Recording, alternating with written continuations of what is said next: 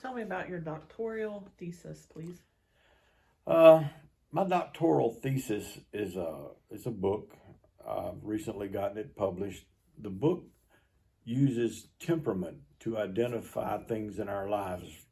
The whole book is about a golf course. I take an 18-hole golf course. Each hole is a passage in life. And for myself, at the end of each hole, I tell how I scored on that hole by applying truths of my own life.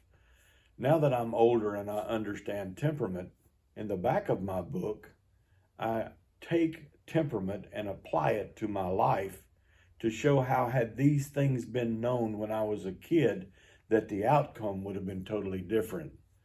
A melancholy child, like myself, is the hardest to raise. I was also the baby boy, so there are a lot of things there. But the melancholy, you can say something to a melancholy that will affect them the rest of their lives and not even know that you've done it. If a parent understands the condition or the temperament of their children, they are more able to raise that child with stability. For instance, if my mom and dad had known that I was melancholy, they would have addressed issues in my life differently than they did, and the outcome would have been better for all of us all the way around. Of course, I didn't know this until I was much older. This is one of the reasons that I'm such a proponent about testing children. We can test children as early as 8 years old to determine their temperament. Once you understand that your child is choleric or sanguine or phlegmatic, whatever they may be, you have divine wisdom now to point them in a path that's healthy for them and productive for them.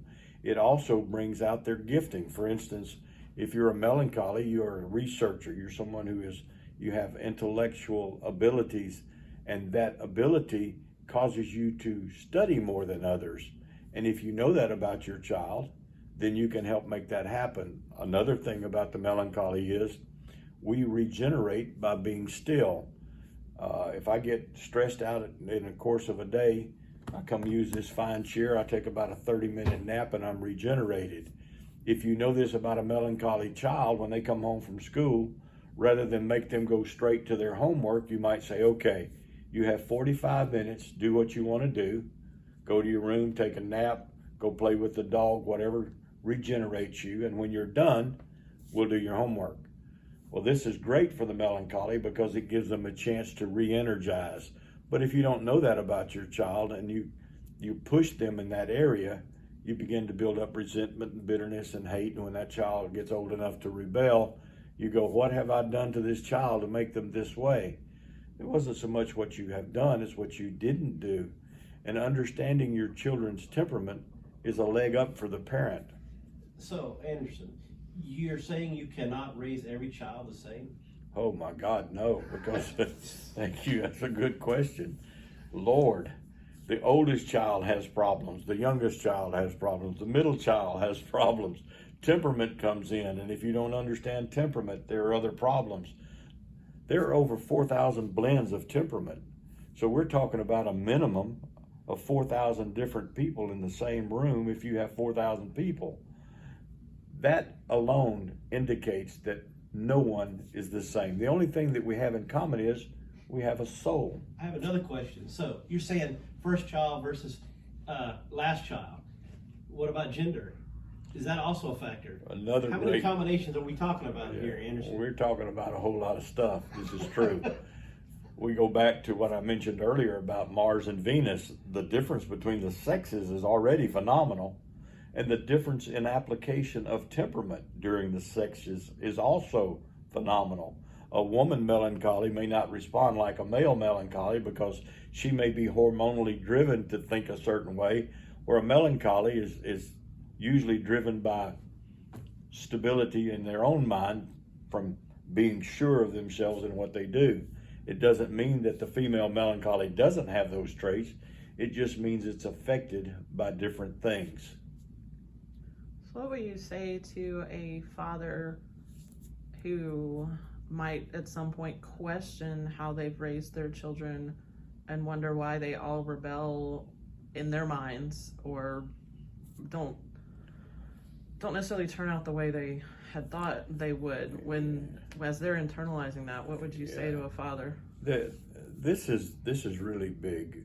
If I had been a parent now, I could raise some kids. I just have to tell you, I raised 2 girls. I was, for the first 7 years of my oldest child's life, I was lost. I was not a good father.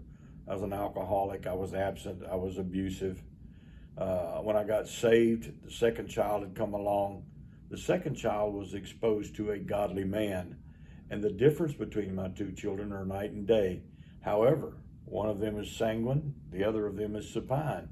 The older one was supine. I didn't know this when she was growing up. So when the sanguine said, "Dad, can I go with you?" "Yeah, come on, go with me." The older one's over here going, please invite me, and I don't know this because I don't understand my child. So she grows up with a hard heart toward her dad because she's been rejected. I didn't do that to be cruel. I was a parent that didn't think to understand what I was doing. If I were a young father and I were going to do something right, I would get God in my life and then become open to my children. This is real deep because it's a lot more than can be done in a video. But here's the bottom line. If a parent has failed in their own mind at doing what is right, their option is really simple. You take your adult child, you take them somewhere quiet and alone, and you sit down and you pour your heart out to them. Look, I've grown up now and I've realized I've done some horrible things.